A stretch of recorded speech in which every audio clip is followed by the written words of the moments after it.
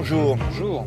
Et là, quelque chose qui va beaucoup faire parler parce que c'est une innovation et c'est quelque chose d'assez important dans notre pays. Exactement, c'est l'histoire du jour. Ce sont les musulmans de France qui de plus en plus affichent leur rejet des djihadistes. Plusieurs journaux ont eu la même idée ce matin à relater cette condamnation du djihad de la part des musulmans de France. Vous voyez par exemple le Direct Matin ou bien la une de Libération qui dit « Nous sommes tous des sales Français », référence bien sûr à l'expression utilisée par les terroristes qui ont tué Hervé Gourdel.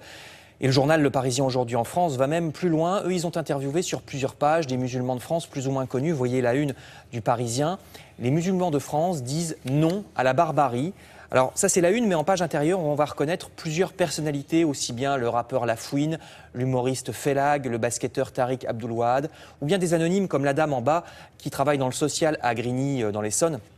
Tous disent combien ils sont écœurés par les agissements des djihadistes. Il y a aussi le monsieur qui est le présentateur des émissions religieuses musulmanes chaque semaine sur France 2. Voilà, vous allez le voir. Alors lui, il dit que les musulmans doivent aller aux manifestations antiterroristes. C'est important d'aller à ces manifestations antiterroristes parce que les jeunes qui se laissent fanatiser par les terroristes, c'est souvent parce qu'ils sont laissés à eux-mêmes. Il n'y a plus ou pas assez un entourage efficace pour les guider. Souvent, ils connaissent mal même la culture et la religion de leurs propres parents. Donc il faut des mouvements collectifs comme des manifs qui les encadrent, qui leur montrent la voie normale parce que s'il y a un vide, c'est les islamistes qui peuvent s'engouffrer dans ce vide et dans la tête de nos jeunes. Autre grand dossier dans la presse de ce matin, rien à voir, c'est le tabac. Là aussi, c'est dans absolument tous les journaux. Je vous ai mis pêle-mêle Les Échos, l'Humanité, Direct Matin, etc. Ou bien Libération. Vous voyez, c'est un plan présenté hier avec, par exemple, des paquets de cigarettes qui seront tout blancs, sans aucun logo, pour lutter contre le côté séduction du paquet. Il paraît que ça peut marcher. Alors les industriels, eux, disent que ça sert à rien. Ils sortent des chiffres contradictoires sur l'Australie, notamment. Mais ce qui est amusant, c'est qu'ils sont très, très contre. Donc c'est peut-être que ça sert un petit peu à quelque chose. Ils demandent des indemnités. Oui, vous allez voir, on va en reparler. Alors l'autre mesure choc, d'abord, dans le plan présenté hier, c'est l'interdiction de fumer bientôt dans une voiture avec des enfants. Alors ça va vraiment marquer les esprits, interdiction de fumer dans une voiture où il y a des enfants de moins de 12 ans. C'est aussi pour rappeler qu'il y a 70 000 morts par an, 70 000 morts à cause du tabagisme passif ou actif. C'est 20 fois plus que les accidents de la route. Et contrairement à ce qu'on pense, l'État ne gagne pas forcément d'argent sur la cigarette, nous dit, regardez le journal La Croix, parce que le tabac rapporte bien sûr des taxes, mais il rapporte 5 fois moins de taxes que ce que ça coûte en dépenses de santé. Vous voyez, c'est 12 milliards contre 60 milliards. Donc voilà, c'est les chiffres en tout cas de La Croix. Et puis justement, à propos d'argent, vous le disiez, vous lirez dans le Figaro qu'on est en train de signer un accord de libre-échange entre l'Europe et le Canada. Ensuite, ça sera sûrement avec les USA. Accord très contesté pour plein de raisons, mais en l'occurrence, c'est parce qu'il permettra aux entreprises d'attaquer un État si une décision de l'État nuit au profit de l'entreprise.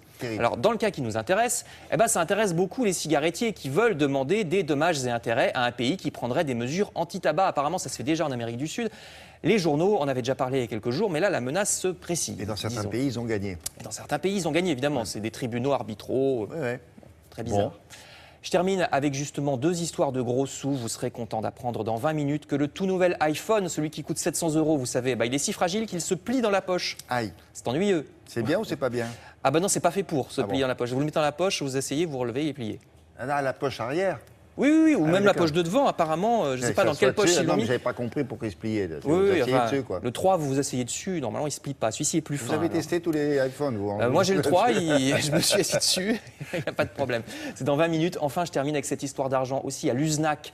C'est dans le monde.fr. Vous savez, l'USNAC, c'est ce tout petit club de foot de l'Ariège, excellent, qui avait réussi à monter en D2 à la force de la cheville, j'allais dire, du poignet. Mais la Ligue de foot leur a interdit, la semaine dernière, au terme d'une bataille judiciaire, la montée en D2. Donc ils ne monteront pas en D2. Soi-disant, le stade de Toulouse, où l'USNAC aurait dû jouer, n'était pas aux normes, alors que d'autres plus gros clubs jouent dans ce même stade et qu'on leur a jamais fait de problème jusqu'à présent, remarque le journal. Donc arrêtons le romantisme, écrit le site internet slate.fr. Je cite, le foot est une histoire d'argent, ce n'est plus du sport. La preuve en est, puisque même quand un club est meilleur et qu'il gagne, tout sera fait pour lui barrer la route s'il ne génère pas assez de business. Tous les arguments de la Ligue sont démontés dans ces 2 articles. Je vous renvoie donc au Monde. Il devra en profiter. Il devient célèbre, ce club. Il va attirer du monde. Il va y avoir de bonnes recettes. Puis il y a Barthès qui s'en occupe. Ouais, mais s'il peut jouer que contre le petit village d'à côté, évidemment, c'est pas aussi bien que s'il peut jouer contre Nancy. Oui, bien sûr. Ce qui aurait dû être le cas, étant donné ses résultats.